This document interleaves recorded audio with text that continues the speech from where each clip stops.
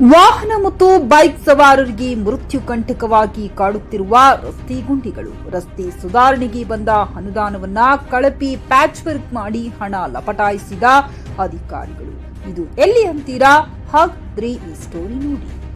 ಹೌದು, ವಿಜಯಪುರ ಜಿಲ್ಲೆಯ ಸಿಂದಗಿ ತಾಲೂಕಿನ ಮನ್ನಾಪುರ ಗ್ರಾಮದಿಂದ ಗೋಲಗೇರಿವರೆಗೆ ವಾಹನ ಸವಾರರು ಬಹಳ ಎಚ್ಚರಿಕೆಯಿಂದ ವಾಹನ ಚಲಾಯಿಸಬೇಕು. ಯಾಕೆಂದರೆ ರಸ್ತೆಯಲ್ಲಿ ಎಲ್ಲೆಂದರಲ್ಲಿ ಯಮಕಿಂಕಿರ ರೂಪದಲ್ಲಿ ಬಾಯಿ ತೆರೆದು ಕೂತಿವೆ. ರಸ್ತೆ ಗುಂಡಿಗಳು, ಕಳಪೆ ಕಾಮಗಾರಿ ಕುರಿತು ಬಿಎಸ್ಪಿ ಪಕ್ಷದ ಮುಖಂಡರಾದ ಬಿಎನ್ ಪಾಟೀಲ ವರ್ಧನ ಟೈಮ್ಸ್ ಜೊತೆಗೆ ಮಾತನಾಡಿ, ಅಧಿಕಾರಿಗಳು ಮತ್ತು ಗುತ್ತಿಗೆದಾರರ ವಿರುದ್ಧ ಆಕ್ರೋಶ.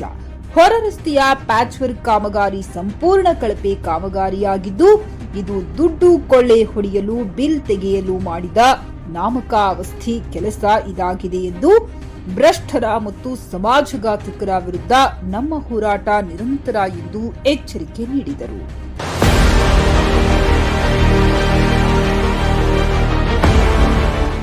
ನಮಸ್ಕಾರ, ನಾನು ಬಸವನಗೌಡ ನರಸಗೌಡ ಪಾಟೀಲ್ ಗೋಲಗೇರಿಯಿಂದಿದ್ದು ಪ್ರಸ್ತುತ ಬಹುಜನ ಸಮಾಜ ಪಕ್ಷದ ತಾಲೂಕು ಅಧ್ಯಕ್ಷರಾಗಿ ಕೆಲಸ ಮಾಡಕತ್ತೀನಿ.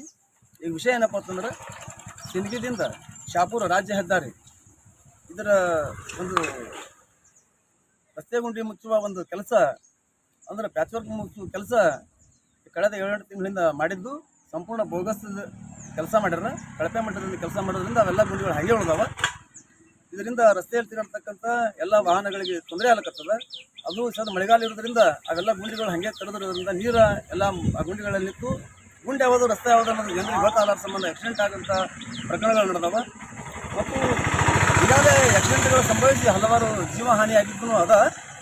ಮತ್ತು ಇದಕ್ಕೆ ಸಂಬಂಧಪಟ್ಟಂಗೆ ನಾವು ದಿನಾಂಕ 1-4-2025 ಸಂಬಂಧಪಟ್ಟ ಲೋಕೋಪಯೋಗಿ ಅಧಿಕಾರಿಗಳಿಗೆ ಒಂದು ಅರ್ಜಿ ಸಲ್ಲಿಸಿ, ನಿಮ್ಮ ತಪ್ಪನ್ನು ನೀವು ತಿದ್ದುಕೊಂಡು ಆ ಪ್ಯಾಚ್ ವರ್ಕ್ ಕಾಮಗಾರಿ ಅಂದ ಕೂಡಲೇ ಮೊದಲು ಹೆಂಗೆ ಅದ ಆ ಪ್ರಕಾರ ಮಾಡಲಿಕ್ಕೆ ಎಂದು ನೀವು ಹೌದು ಅನ್ಸೋದಕ್ಕೆ ನಾವು ಹೇಳಿದ್ದದ. ಆದ್ರೆ ಅವ್ರು ನಾವು ಹೇಳಿದ ತಕ್ಷಣ ಅವಾಗ ಒಂದಿಷ್ಟು ದಿನ ಮುರುಮ್ ಹಾಕಿಸಿ ಅದು ಮುಚ್ಚಿದ್ರು. ಈಗ ಮಾತು ಅವತ್ತು ತೆರೆದು ಬಿಟ್ಟಾವ.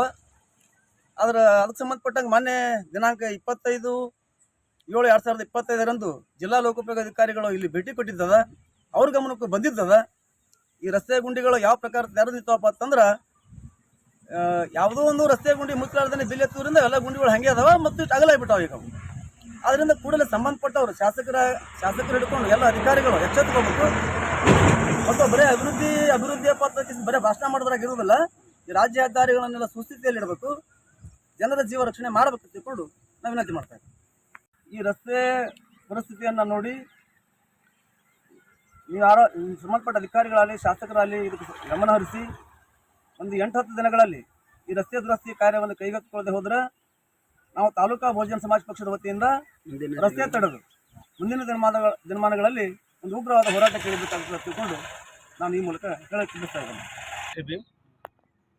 ಸಿಂದಗಿ ಮತಕ್ಷೇತ್ರದ ಸಿಂದಗಿಯಿಂದ ಶಾಪುರದವರೆಗೆ ಹೆದ್ದಾರಿ ಇದ್ದು, ಇಲ್ಲಿ ಸುಮಾರು 4-5 ತಿಂಗಳಿಂದ ಪ್ಯಾಚ್ ಆಗಿದ್ದು, ಆ ಪ್ಯಾಚ್ ವರ್ಕನ್ನು ಸಂಪೂರ್ಣವಾಗಿ ಸಂಬಂಧಪಟ್ಟ ಅಧಿಕಾರಿಗಳು ಹಾಗೂ ಸಿಂದಗಿ ಕ್ಷೇತ್ರದ ಶಾಸಕರು ಒಳಗೊಂಡು ಅದನ್ನು ಒಂದು ಪರ್ಸೆಂಟೇಜ್ ಇರ್ಬೋದು ಅಥವಾ ಯಾವುದೋ ಸೆಟಲ್ಮೆಂಟ್ಲಿಂದ ಇಲ್ಲಿ ಯಾವುದೇ ಕೆಲಸ ಆಗದೇನೆ, ಯಾವುದೇ ಗುಂಡಿ ಮುಚ್ಚದೇನೆ ಇವತ್ತು ಆ ಕಾಂಟ್ರಾಕ್ಟ್ರಿಗೆ ಅಂದರೆ ಗುತ್ತಿಗೆದಾರಿಗೆ ಸಹಕಾರ ಕೊಡುತ್ತಾ ಇಲ್ಲಿ ಸುಮಾರು ಹಲವಾರು ದೊಡ್ಡ ದೊಡ್ಡ ಗುಂಡಿಗಳಿದ್ದಾವೆ.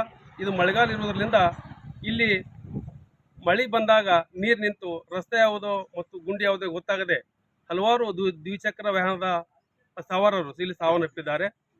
ಹಾಗೂ ನನ್ನ ಸ್ನೇಹಿತರು ಸಿಂದಗಿ ತಾಲೂಕಿನ ಬಹುಜನ ಸಮಾಜ ಪಾರ್ಟಿಯ ತಾಲೂಕು ಅಧ್ಯಕ್ಷ ಆಗಿರ್ತಕ್ಕಂಥ ಬಸವನಗೌಡ ಪಾಟೀಲ್ ಅವರು ಈ ವಿಷಯ ಕುರಿತು ಹಲವಾರು ಬಾರಿ ಇಲಾಖೆಗೆ ಭೇಟಿ ಕೊಟ್ಟಿದ್ದು, ಹಲವಾರು ಬಾರಿ ಭೇಟಿ ಕೊಟ್ಟ ನಂತರ ಸಂಬಂಧಪಟ್ಟ ಅಧಿಕಾರಿಗಳು ಬಂದು ಇಲ್ಲಿ ಪರಿಶೀಲನೆ ಮಾಡಿ ಇಲ್ಲಿ ಗುಂಡಿ ಮುಚ್ಚಿರುವುದಿಲ್ಲ ಅಂತ ಪರಿಗಣಿಸಿ ಶೀಘ್ರದಲ್ಲೇ ನಾವು ಇದನ್ನು ಕಾಮಗಾರಿ ದುರಸ್ತಿ ಮಾಡ್ತೀವಿ ಅಂತ ಹೇಳಿ ಹೋಗಿದ್ದು ಇರುತ್ತದೆ.